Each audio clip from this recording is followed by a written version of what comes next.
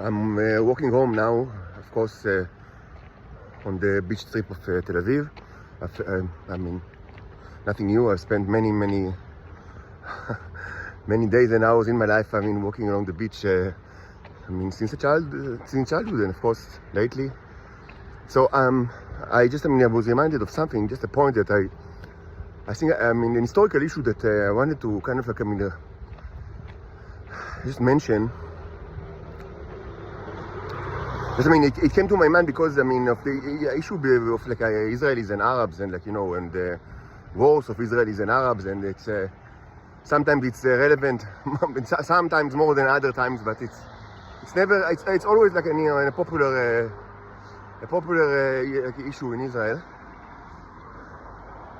So a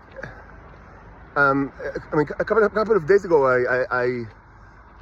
I mentioned that the Israeli-Jordan relationship, are based on, the public image is totally a lie, and it is known to be a lie, even though the extent of how much it is a lie is not known to everybody. But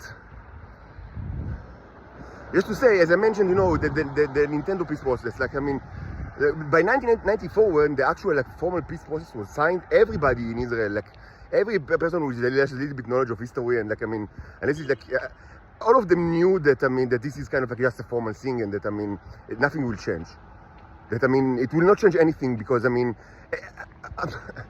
communication was already established. Many decades ago, and cooperation was established many decades ago, and so it's just a formality. So. And I also mentioned that sometimes even wars and military conflicts are integral parts in the public perception is completely wrong. And I mentioned the Jordanian front in '67 and the song Givat HaTachmoshet. And I even said that even the song itself, the lines, the lyrics themselves, you can suggest theater. If you just listen. And it's not that people do not listen to this song. It's one of the most popular songs in Israel since for more than 50 years. But you need to listen. You need to actually listen. But I wanted to say something. So many times, it's not uncommon in the history of humanity since forever that people, are creating a grandiose perception of wars and battles. They like to portray their warriors, whether they were fallen in battle or even if they didn't, as heroes. So they add an aura of kind of heroism to their military history. But it should be said that in Israel, actually the opposite thing happened during, especially with regards to what happened during the 40s and the 50s. It should be said that, yes, starting the 60s and up until now, there is a tendency to portray the IDF as a military of heroes, while in fact they are all a bunch of goons and scumbags and mostly theater actors. And I've said it a lot, and it's not just during this war. Of course, you can find this message in this channel and in other channels. But with regards to what happened actually in the 40s and the 50s, history or historiography actually, was done in the opposite way. Because they didn't, the people of Israel, the establishment, they didn't want people, both in Israel, but of course all over the world, to know the truth. And the truth about the 40s and the 50s was that, in essence, it was actually much more similar to a modern Marvel or DC Comics movie than what you can expect from what you know about wars. Because they were, in essence, not many of them, but quite a bit, they were superheroes. In the bed, super villains, but they had superpowers.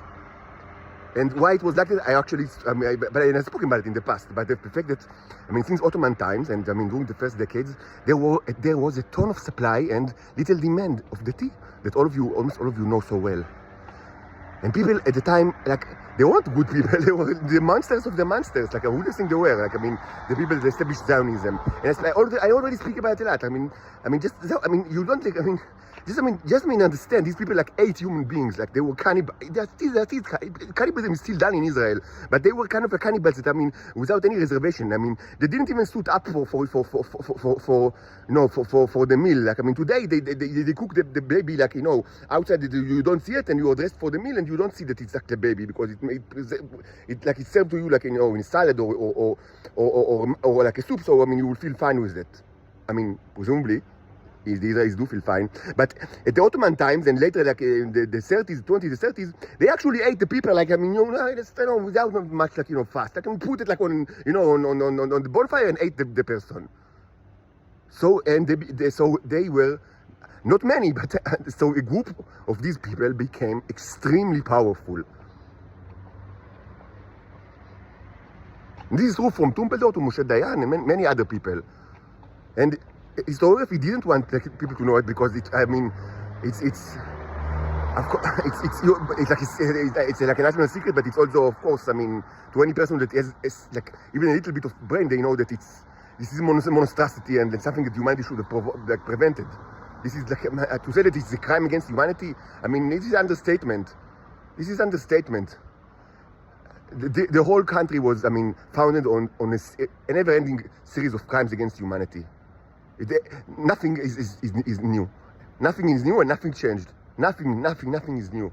What you see now is, I mean, it's just, I mean, the same song that is repeated for more than 100 years. The same song. Just the same song.